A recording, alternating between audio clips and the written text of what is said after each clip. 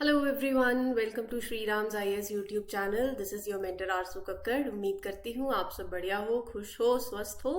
इसी के साथ आज का लेक्चर शुरू करते हैं जिसमें ये आर्टिकल्स आपके सामने हैं that we have to cover in detail. और हर एक आर्टिकल प्रीलिम्स के लिए जो इम्पोर्टेंट है, मेंस के लिए जो इम्पोर्टेंट है, मैं मेंशन करती जाऊंगी साथ साथ। और मेक श्योर कि you have pen and paper with you all throughout the lecture. जब भी सेशन देखो, कोई भी लेक्चर हो फॉर दैट मैटर, जरूरी नहीं ये पेन, पेपर, नोटपैड जो भी है वो आपके पास जरूर होना चाहिए, सो दैट जो आपको लगता है अच्छा ये I can miss this point, मुझे याद रखना है, मैं अपने शॉर्ट नोट क्रिस्प जो है वो साथ साथ लेक्चर के बना सकता हूँ या बना सकती हूँ। या जब हम कोई मेंस का आर्टिकल कवर करते हैं तो सिर्फ आप पॉइंटर्स नोट करते जाइए और बाकी चीजें समझते जाइए। Right, this is one thing जो आप प्रैक्टिस कर सकते हो। You can follow, you can take an advice. बाकी हर किसी की एक अपनी स्ट्रैटेजी होती है प्रिपरेशन की, what ever suits you the best वो कीजिए, लेकिन फिर भी पेन एंड पेपर तो जरूर रखना ही है। ठीक है। Now, as far as today's lecture is concerned, let me give you a brief and let me introduce you about with these articles जो all throughout हम इस सेशन में कवर करेंगे। पहला जो आर्टिकल आपको दिख रहा है दैट इज अ टॉपिक, मतलब जो हम कवर करेंगे आज के लेक्चर में, अल्जाइमर के रिगार्डिंग है। प्रीलिम्स के पॉइंट ऑफ व्यू से इंपॉर्टेंट है, जीएस पेपर 2 से भी आप इसको लिंक कर सकते हो, बेसिकली हेल्थ सेक्शन से, I would say GS paper 3 से भी लिंक हो सकता है ये, तो प्रीलिम्स के पर्सपेक्टिव से ज्यादा है। स्नो लेपर्ड प्रीलिम्स के पॉइंट ऑफ व्यू से है। ये जो है that is combined one, basically Eravikulam national park news में है और नीलगिरी थार, तो हम दोनों को साथ में देख लेंगे इन डिटेल। होमवर्क मैं आपको अभी बता देती हूँ, आपको मैप में इराविकुलम नेशनल पार्क कहाँ पड़ता है वो देखना है। मैप में कहाँ पड़ता है वो तो मैं आपको बताऊंगी ही सही, but you have to look into the map for this.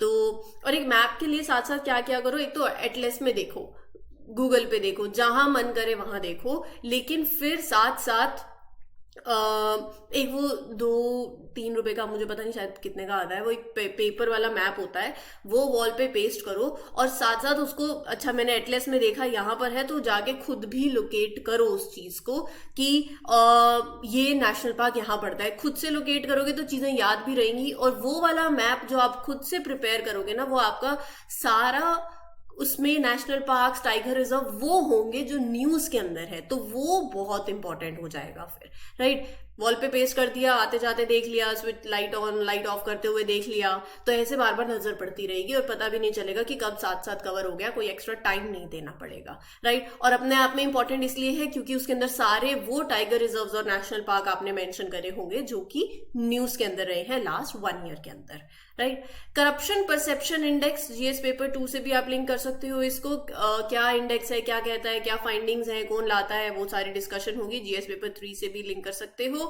Then you have at World Economic Forum how India made a mark. मैंने वर्ल्ड इकोनॉमिक फोरम को लेकर ऑलरेडी डिस्कशन करी हुई है। कल इंडियन एक्सप्रेस के अंदर ये article editorial I would say आया, सो हम इसको आज डिस्कस करेंगे इन डिटेल। तो इसी पर्टिकुलर आर्टिकल से ये लेक्चर शुरू करते हैं। सेशन अच्छा लगता है तो mark your attendance bye liking the lecture. You can share it with your friends also, let others know about it, and comment section में अपने फीडबैक जरूर दे दीजिएगा। चलिए जी शुरू करें। At World Economic Forum how India made a mark, तो ये जो पूरा आर्टिकल है ये डिस्कस कर रहा है कि how India strong economic growth जो है, it is not just benefiting the country but ये ग्लोबल प्रोग्रेस के अंदर भी कंट्रीब्यूट कर रही है। राइट, तो ये जो पूरी वर्ल्ड इकोनॉमिक फोरम की मीटिंग हुई एट इन डावोस जनवरी के अंदर ही, सो ग्लोबल लीडर्स, इनोवेटर्स सब गैदर हुए and they address pressing issues. Focus AI पे रहा, मैं पूरी डिस्कशन भी करूंगी क्या क्या फोकस रहा। तो दे डिस्कस कि अच्छा एआई का जो ट्रांसफॉर्मेटिव पोटेंशियल है उस पे तो एम्फेसिस डाला ही, साथ साथ रिस्पॉन्सिबल गवर्नेंस की तरफ भी एक इशारा गया इस पर्टिकुलर मीटिंग के अंदर। जियो पॉलिटिकल क्राइसिस जो चल रहे हैं, क्लाइमेट चेंज जो हो रहा है, इकोनॉमिक स्लो डाउन हो रहा है इन वेरियस कंट्रीज, कंसर्न है अबाउट टेक्नोलॉजी मिसयूज, इन सब के बावजूद, इन सारे चैलेंजेस के बावजूद India stood out for its positive growth trajectory. So ये पूरा आर्टिकल जो है ये it aims to highlight India's success on the global stage. Right, हमारे जो अचीवमेंट्स रहे हैं वो सारी, और वो अचीवमेंट्स भी तब जब वर्ल्ड वाइड चैलेंजेस चल रहे हैं, amid that we are showcasing the achievements, right? So अगर मैं इस मीटिंग की बात करूं तो what are the takeaways from this meeting, ये टेकअवेज है। आप ऐसा करिए, सर्कल बनाओ, takeaways from the meeting, Davos meeting, और अपने ये 5-7 पॉइंट जो है ऐसे मेंशन कर दो। अब हर एक पॉइंट को हम डिस्कस करते हैं। आर्टिफिशियल इंटेलिजेंस, आर्टिफिशियल इंटेलिजेंस को लेके इस मीटिंग ने हाईलाइट किया कि देखो बहुत से तरीके हैं कि एआई पॉजिटिवली इंपैक्ट कर सकता है, राइट, ह्यूमन वेलबींग में ओवरऑल। लेकिन कंसर्न यही है, there were discussions that included कि देखो रेगुलेशन की जरूरत है, जॉब लॉस हो सकती है, एंड इम्पर्सोनेशन और मिस इन्फॉर्मेशन का रिस्क भी है, और इनइक्वालिटीज को और ज्यादा एक्सर्बेट करेगा।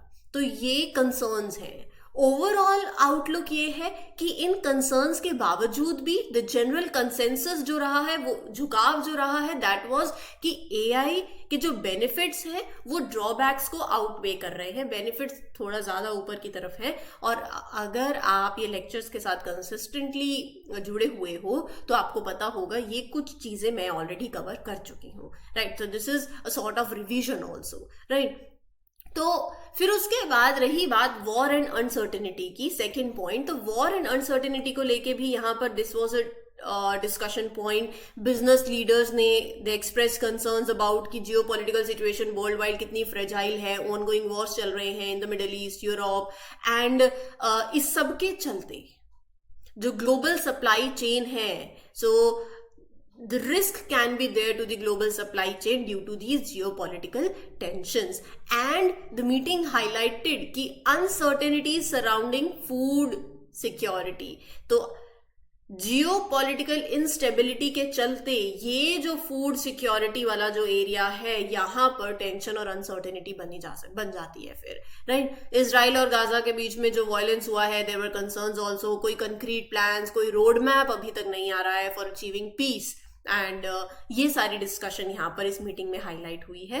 क्लाइमेट को लेके भी बहुत स्ट्रॉन्ग एम्फेसिस दिया गया कि businesses they are adapting to climate change, और ग्लोबल कोलैबोरेशन की कितनी ज्यादा जरूरत है। चाहे कंट्रीज के बीच में there are differences, but important यही है, despite all these differences businesses need to adopt to the climate change, and उसमें ग्लोबल कोलैबोरेशन बहुत ज्यादा जरूरी है। बिजनेसेस कैन गेन फ्रॉम, मतलब World Bank president emphasise the benefit businesses can gain from adopting, अगर आप एक सस्टेनेबल प्रैक्टिस अडॉप्ट करते हो अपने बिजनेस के अंदर, रिसोर्स एलोकेशन ठीक करें, एंड इस तरीके से हो that helps to fight against climate change, right? Developed countries को बोला गया कि भैया फाइनेंशियल असिस्टेंस दीजिए डेवलपिंग नेशंस को, ताकि ये जो इनइक्वालिटी ग्रो हो रही है हम इसको प्रिवेंट करें। तो ये सारी डिस्कशन हो रही थी। फिर बात आई चाइना की इकोनॉमी की।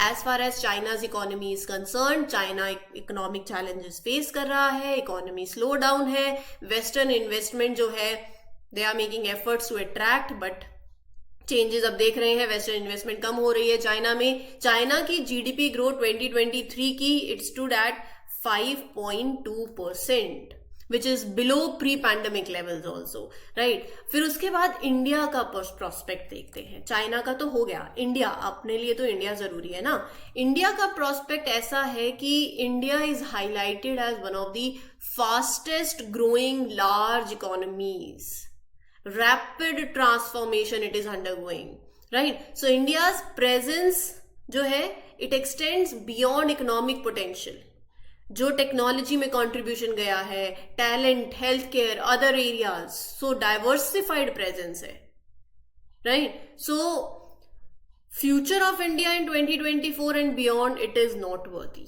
राइट?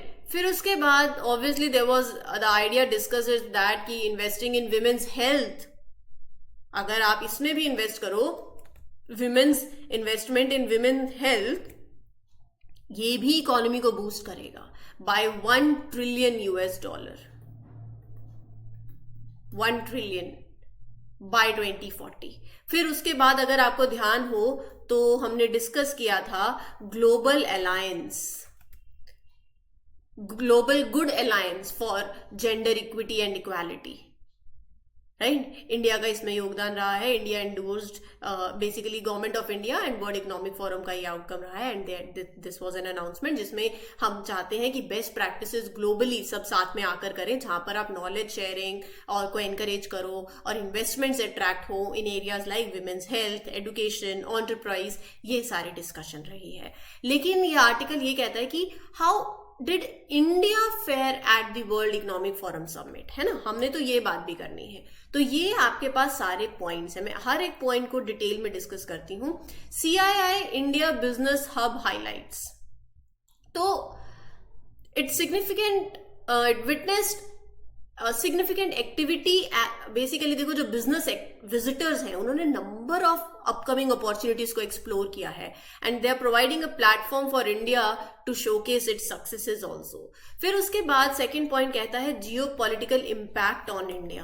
देखो, ग्लोबल इकोनॉमी का या बीइंग एक integrate part of the global economy, India acknowledges the impact of geopolitical incidents, जो मैंने सारे आपको बताए, right.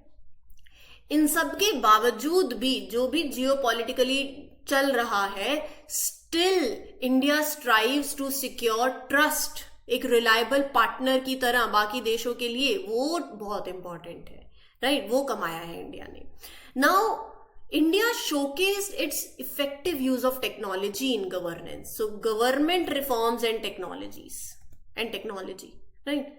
Proactive reform announcements. So के चलते India showcased, there were discussions at Davos जो कि पूरी AI centered थी, right?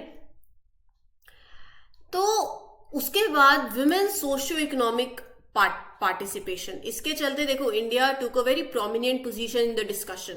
जितने भी ग्लोबल इश्यूज के चलते ऑब्वियसली इंडिया यहाँ पर एक बहुत इंपॉर्टेंट रोल प्ले कर रहा है। जितने भी ऐसे ग्लोबल इश्यूज पे डिस्कशन होती है, इंडिया की एक स्ट्रांग पोजीशन रहती है, पर्टिकुलरली विमेन्स की सोशो इकोनॉमिक पार्टिसिपेशन को लेके। इंडियन विमेन एंटरप्रेन्योर्स की बात करी जाए, in self help groups they manage businesses worth $37 billion annually, women owned businesses. फिर उसके बाद energy transition challenges, energy discussions होती हैं, और इंडिया में हमने कल ही अपना सूर्योदय योजना कवर किया था। सो इंडिया एम्फसाइज करता है 3 एनर्जी ट्रांजिशन चैलेंजेस पे। एक होती है अवेलेबिलिटी, फिर अवेलेबल है तो उसकी अफोर्डेबिलिटी भी, और वो सस्टेनेबिलिटी। ये 3 ट्रांजिशन चैलेंजेस हैं जो इंडिया एम्फसाइज करता है। While you are exploring like green hydrogen जैसे सॉल्यूशंस, तो उसमें आपको ये जरूर देखना है अवेलेबल हो, अफोर्डेबल हो और सस्टेनेबल हो। और रही बात इंडिया इक्विटेबल ग्रोथ की, तो इंडिया की ग्रोथ 2024 में प्रोजेक्ट करी जा रही है to be among the world's fastest.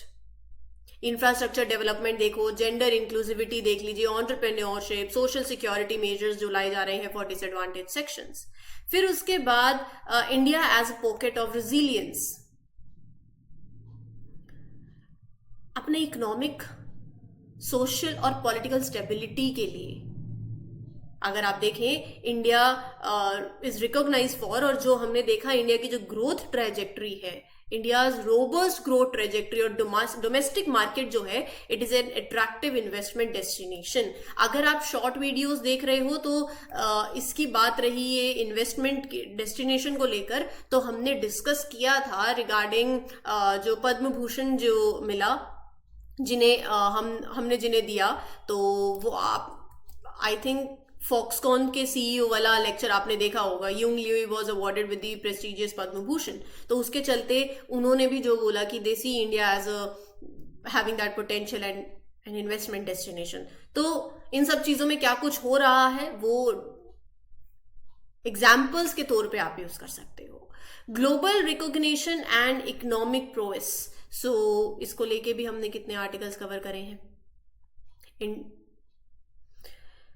India receives global attention for its economic, social and political stability. 1.4 billion, a population that is exceeding 1.4 billion, एक dynamic workforce है, and साथ साथ अगर गवर्नमेंट की पॉलिसीज भी सपोर्टिव हैं तो it will contribute to India's consistent GDP growth. और India last but not the least, India एक ट्रस्टेड ग्लोबल पार्टनर है, राइट। सो ये सारी चीजें जो है, this is what you can say कि how India fare at the World Economic Summit 2024 in Davos।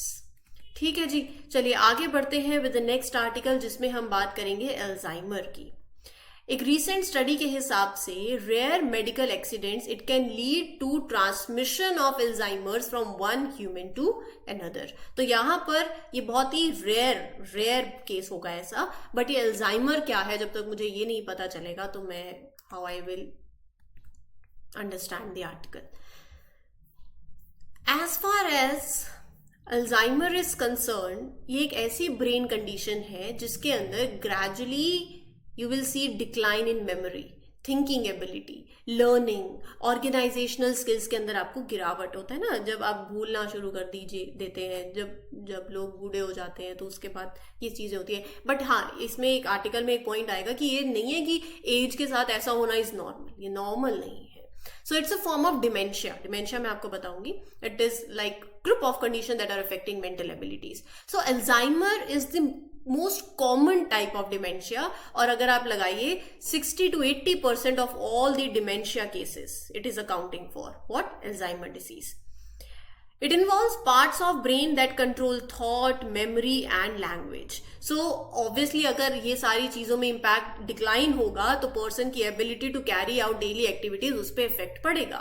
The condition usually affect people aged 65 years and over. Right अगर आप देखो यंग एज में देखो तो ओनली 10% ऑफ केसेस अगर आपको देखने को मिलेंगे यंगर वंस में।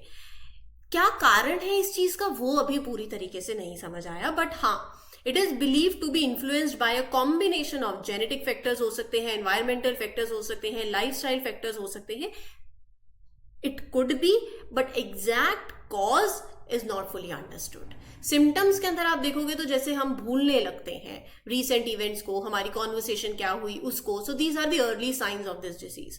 ओवर टाइम ये चीज ऑब्वियसली बढ़ती चली जाती है, मेमोरी प्रॉब्लम्स और ज्यादा सीरियस हो जाती हैं, you have that loss of ability to perform everyday task. तो ये सारे सिम्टम्स देखने को मिलते हैं। ट्रीटमेंट कोई क्योर नहीं है अल्जाइमर का, लेकिन हाँ कुछ सर्टेन मेडिकेशंस और कुछ थेरेपीज के थ्रू आप इन सिम्टम्स को मैनेज कर सकते हो। तो डिमेंशिया क्या है?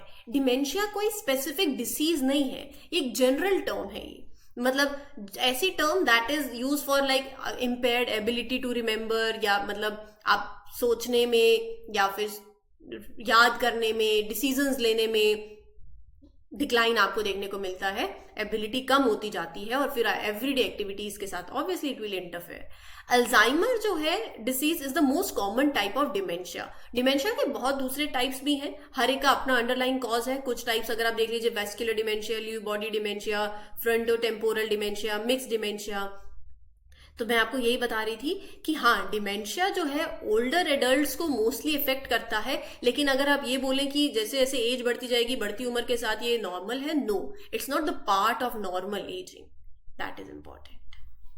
ठीक है जी, चलिए आगे बढ़ते हैं, इनके बारे में बात करते हैं आज। Snow leopard. The first scientific survey of the snow leopard in India shows the country is home to 718 of the elusive cats. ये मैं कह रही, सरकार कह रही है। हमारे लिए इंपॉर्टेंट है स्नो लेपर्ड के बारे में पढ़ना, जो कि हमारे एग्जाम में पूछा जा सकता है।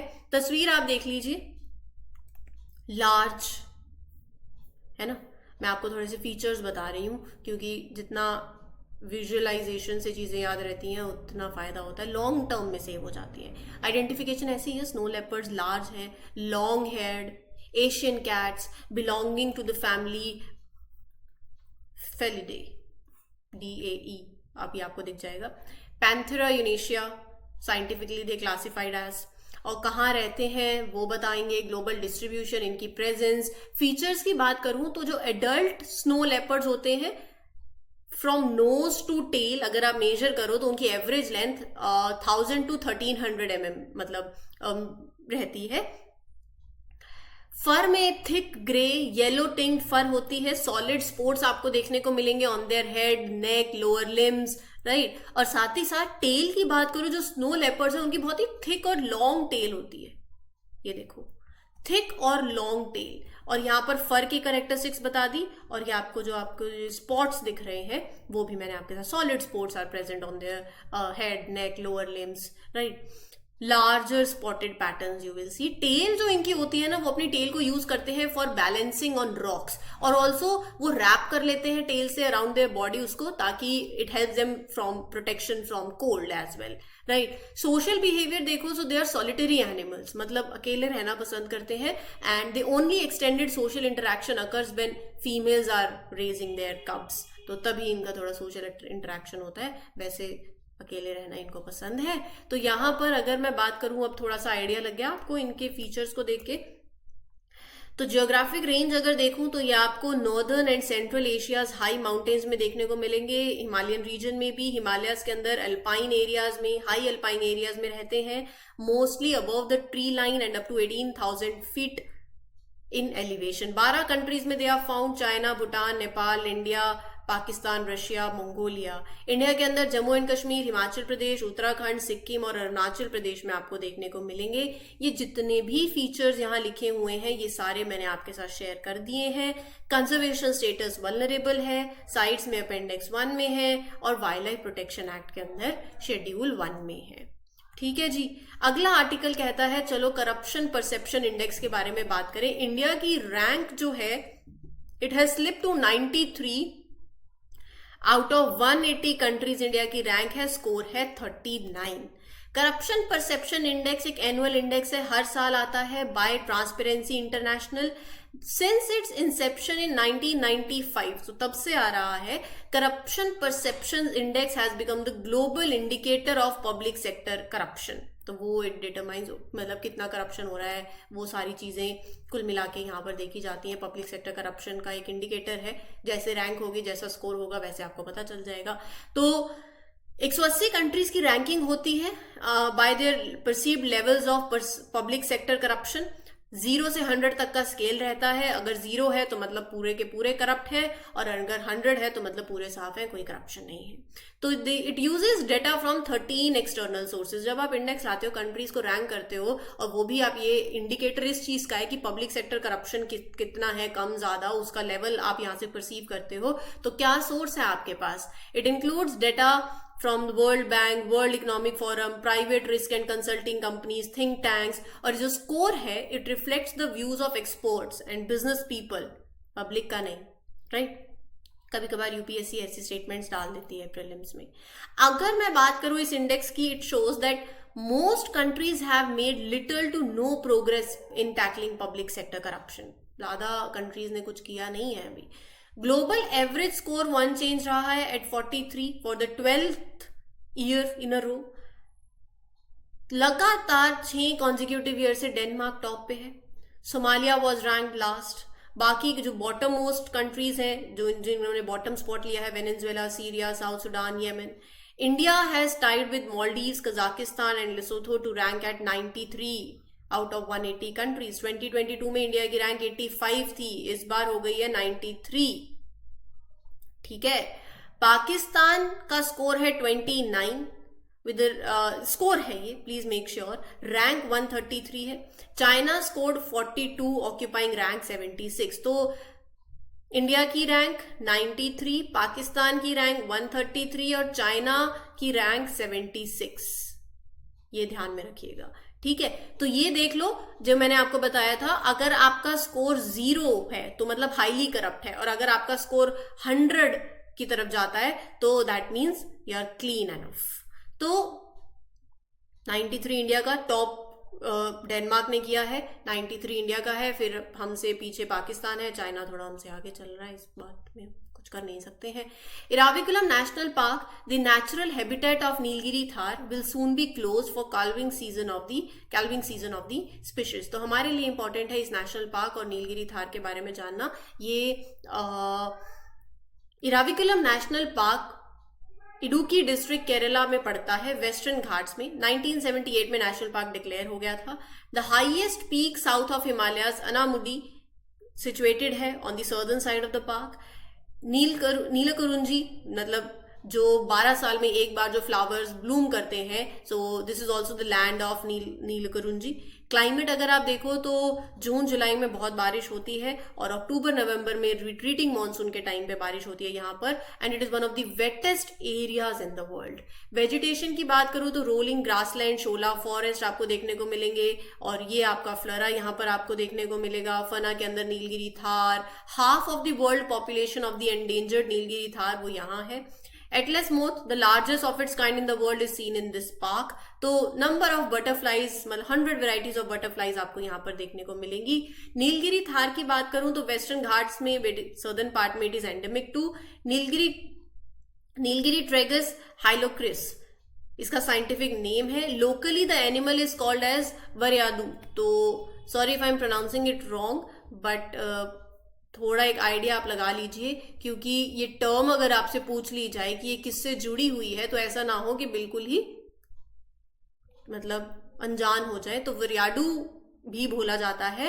And they are known for their gravity defying skills in climbing steep cliffs, earning them the nickname mountain monarch. Mountain monarch भी नाम पड़ता है इनको. एंड काफी अच्छी स्किल्स हैं in climbing the steep cliffs. Tamil Nadu का स्टेट एनिमल है. Their present distribution is limited to approximately 5% of the Western Ghats in southern India, Kerala and Tamil Nadu. तो बेसिकली डिस्ट्रीब्यूशन है इनका, जियोग्राफिक रेंज बता रखी है आपको. तो एंडेमिक कहाँ से हैं, कहाँ पाए जाते हैं, और ये सारी चीजें जो है आपके प्रिलिम्स के लिए कहीं ना कहीं, मतलब देखो डायरेक्ट अगर आपको ऐसा लगे स्टेटमेंट डाल देंगे तो वो नहीं है. एलिमिनेशन में जब मेथड आप यूज करते हो आंसर को अप्रोच करने में, तो it will help you, right. अपनी एक्सेप्शनल क्लाइंबिंग स्किल्स की वजह से इन्हें माउंटेन मोनार्क बोला जाता है. Nilgiri tahrs are found in like approximately 5% of the Western Ghats. तो स्पेसिफिकली आपको केरला और तमिलनाडु में देखने को मिलेंगे. तो ये सारी बातें हैं. इराविकुलम नेशनल पार्क इन केरला जो कि है, it has the highest density and largest surviving population of Nilgiri Thar. सबसे ज्यादा आपको यहीं पर देखने को मिलेंगे. ओपन माउंटेन ग्रासलैंड हैबिटेट इनका रहता है और सदर्न वेस्टर्न घाट्स के अंदर. फीचर मैंने आपको, मतलब अगर आपने अभी तस्वीर देखी हो तो स्टॉकी बॉडी है, coarse fur and bristly mane. Both the sexes, females and males, they have curved horns. Body characteristics की बात हो रही है, बट जो कर्व्ड होर्न्स हैं they are larger in males, right. Females के अंदर 30 सेंटीमीटर तक जाते हैं, मेल्स में 40 सेंटीमीटर तक जाते हैं. Adult males they have developed a distinct light grey area और सेडल ऑन देयर बैक्स. तो इनको saddle backs you refer to it as. ठीक है जी, कोई रॉकेट साइंस नहीं है इसमें. ये सिंपल याद करने वाली चीजें हैं. जितना याद करोगे, जितना रिवाइज करोगे, उतना आपको फायदा होगा. तो यहाँ पर मेक श्योर कि इराविकुलम नेशनल पार्क मैप में जरूर देख लें. और जो हमने नीलगिरी थार के बारे में पढ़ा है, स्नो लेपर्ड और करप्शन परसेप्शन इंडेक्स, ये सारी चीजें याद जरूर कर लें. साथ साथ करते जाओगे आप ही को फायदा है, नहीं तो बाद में दिक्कत होगी. जब चीजें एक साथ ऐसे बकेट भर जाएगी ना, फिर टेंशन हो जाती है. तो वो वाली स्थिति नहीं आने दें. इस सेशन के लिए इतना ही. This is your mentor Arsu Kakkar signing off. Happy learning everyone. All the best. Take care. Thank you.